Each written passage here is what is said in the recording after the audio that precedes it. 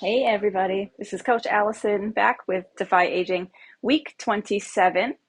This week we are changing our focus just a little bit. All of these movements are going to have more of a cardiovascular focus as opposed to a mix of cardio and resistance training. So no weights this week, no kettlebells, no dumbbells. Everything is going to be mostly body weight. We'll have some little functional tools in here, but 7 exercises for circuit style, 3 rounds. And everything is timed 20 seconds on, 40 seconds off. And you've probably noticed that's a shorter work time and a longer rest time.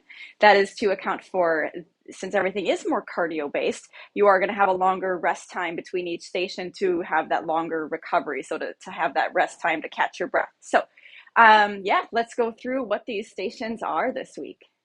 Okay, the first station is a stability ball battle rope. So as you can see, I'm seated on the stability ball. So that is adding a little core challenge and stability challenge. I have my battle rope and I got to step a little wide so you have space for the ropes. And I'm going to be going alternating up and down. Okay, so you got to keep those feet planted. Of course, you can take yourself off the ball and do a standard standing rope. If needed. Definitely urge you to try the ball first to, of course, give it a try, see how it goes. Station 2, forward box run. We want to go for speed this week instead of height, where we normally want to challenge more of the height as far as the resistance, so going up height. We want to go more for speed this week, so I'm going to choose the lower box. So yes, you'll notice the lower boxes are set out at the station. So we're going to go up, up, down, down. So up, up, down, down, up, up, down, down. Don't worry about switching legs halfway through. So you can use your dominant leg here. Go a little, if you get a little more comfortable and you want to speed it up. Okay. Again, don't worry about switching legs. Don't worry about going high for that height challenge. We want to go for speed. So we're going to go to the lower boxes. If you are more comfortable and you'd like to take it up to that next height box, that's fine. But again, I'm going to say it again. We want to go for speed. Next station is grapevine. This is agility, footwork, and it can definitely act as some cardio. So doing it slow, just to kind of show you, it's foot behind, then stand normal, foot in front, and stand normal. I'll go from this way.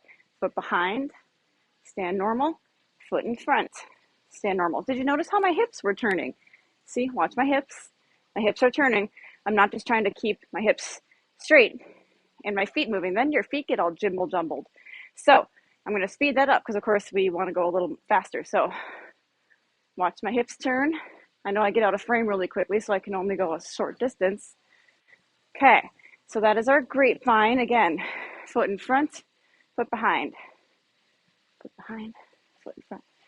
So you do have to get those hips kind of twisting and turning like you're doing the twist. Okay, that's our grapevine.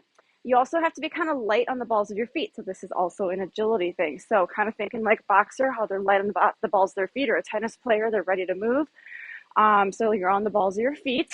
If you're staying too flat-footed, too planted, you can't really get that agility. So you got to be on the balls of those feet, kind of moving nice and light. So that is our grapevine. Your coach will have a nice designated space where you can get a good distance left and right. Let's give it a try. Medicine ball slams. I think we all know this one. Nothing fancy. Only 20 seconds. Slam it hard enough for it to bounce back up at you a little bit. Raise it overhead. And keep that going for the full 20 seconds. Farmer's carry. Now this one's not cardio, but I did want to throw one in here for kind of a rest station. Rest doesn't mean it's easy, but so anyways, but yes, this one is not technically cardio. Anyway, many of you know farmer's carry, so you have a kettlebell in each hand. We want a bottom-loaded weight for this. So take your shoulders up, back, and down. So we have those shoulders in the back pockets, and your chest is out, proud chest. Your spine is tall, so we're not slouched forward. And once you have that body position, I'm just going to go for a nice, slow, controlled stroll. We're trying to control those kettlebells so they're not wobbling all over the place. I didn't go very many steps, but when you get to the end of your route, turn around carefully and go back the other way. you want an added challenge, feel free to attempt backwards. This one might be significantly slower, and that's okay. So if you want that added challenge, go right ahead. When you put these down though, bend the knees, put them down safely. Don't just, put them down sloppily like that. But that is our farmer's carry. Our next station is a core exercise, but it's going to be a lot of cardio because it is very challenging. So it's a high plank hand walk on an incline high plank hand walk. So this is a little bit low, but it's just what I have here. So your coaches will have some of the regular benches, which is ideal. So benches are going to be just a little bit higher. So just FYI. So high plank means you're on your hands instead of your elbows. So we're going to start with the hands kind of close together. So basically your thumbs are kind of touching. And we're going to get into a plank position. So a plank, member isn't like with your feet under your hips.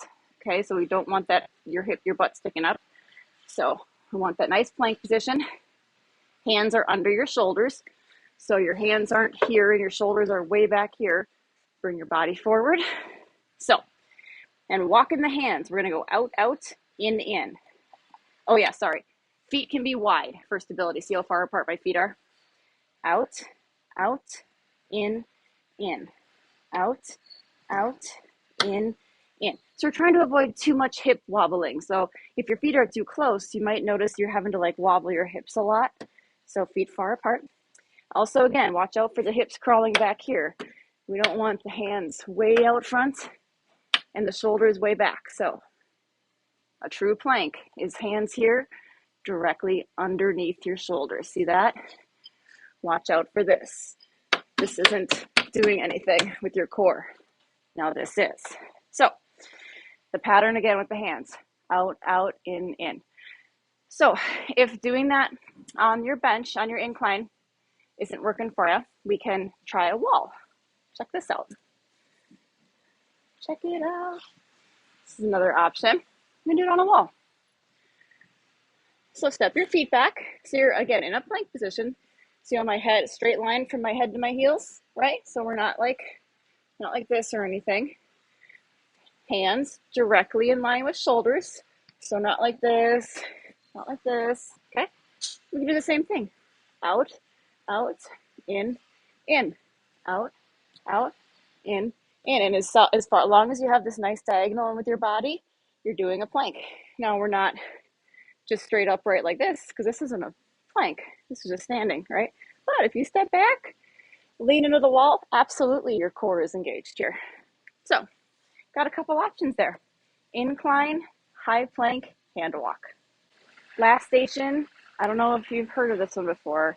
It's pretty out there. Jumping jacks. Got you. Okay. We're going to stick with an oldie but a goodie for our last station. Jumping jacks. See how I'm doing full arm swings? So we want to get away from the little T-Rex arms. That's what I call them. Okay, so full arm swings. It's okay if we're not doing the full jump.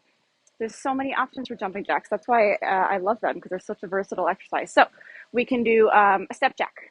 So full step jack is another option. Now, I want you to do a full step and not a toe tap. And here's why. A full step jack like this replicates a jumping jack much better. It gets so much more body movement. So it's a great alternative. Because your full body is, there's so much more involved with this as far as an alternative than this. Okay, so if you're doing an alternative, because some people, I know we need to take out the impact, right? Knee problems, ankles, back, right? Totally. So you're going to get much more out of this as opposed to this. You can even see in my quick demo there.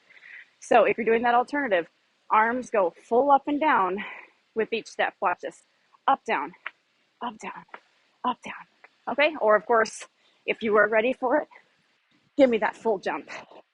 All right, so we're ending each round on a bang with, well, of course, if you're the person ending on the jumping jack, but jumping jacks for that final station. Okay, our team builder, we come back to this one maybe a couple times a year. We're gonna do some foam roller sword fighting. Well, foam roller fighting. Okay, so you're going to be partner up with someone in your session. And again, if we have an odd number of people, your coach gets to partner up with someone. All right, everyone has their own foam roller. And you're going to balance on one leg.